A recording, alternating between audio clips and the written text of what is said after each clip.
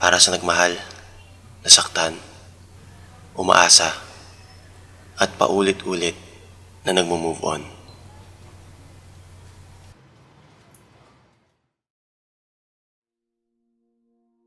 Ang love ay parang barya sa jeep.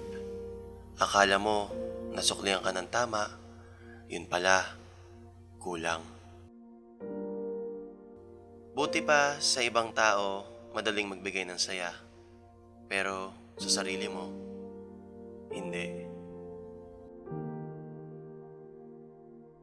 Presko pa sa aking alaala ang una nating pagkakakilala. Hindi man naging okay ang simula, pero alam ko sa sarili ko na ikaw na.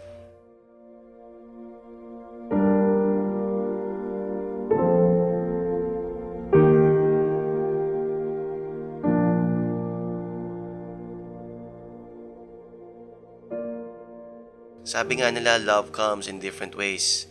Minsan sa panahong di mo inaasahan.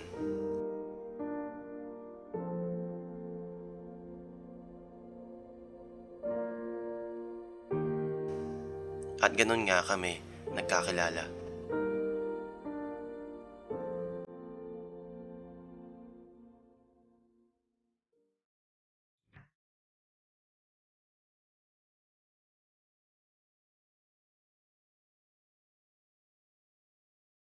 Ang love ay parang magic.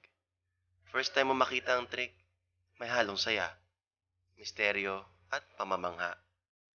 Same with love. First time, may kakaibang saya, may hiwaga, at syempre, may halong kilig.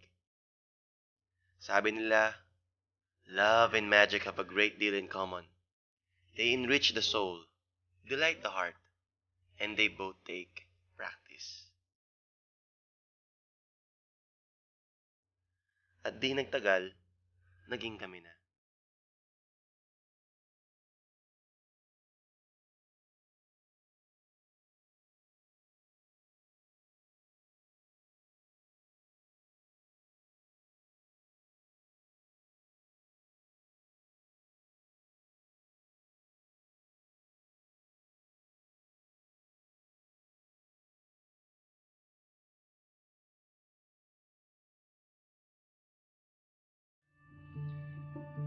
Sa isang relasyon, may tinatawag tayong loop. Yun ang stage kung saan nagiging paulit-ulit na lang lahat ng ginagawa ninyo. Andun ka na sa comfort zone mo. Ayaw mo nang umalis dun. Nagsawa na mag-practice ang puso mo kasi kontento ka na.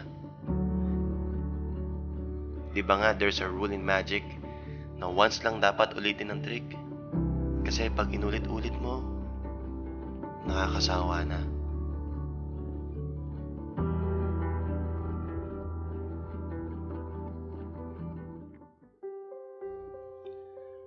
Paano kung may isang sumuko o nagsawa na sa loop? Anong gagawin mo?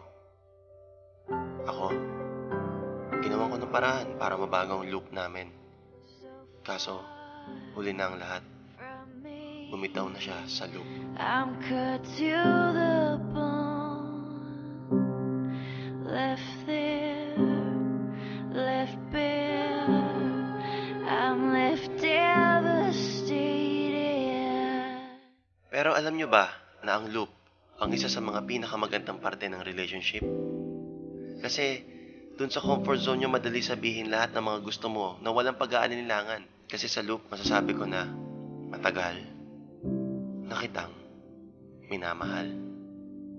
Paulit-ulit man akong ipanganak kahit saang taon, lugar o mundo, ikaw pa rin ang paulit-ulit kong mamahalin.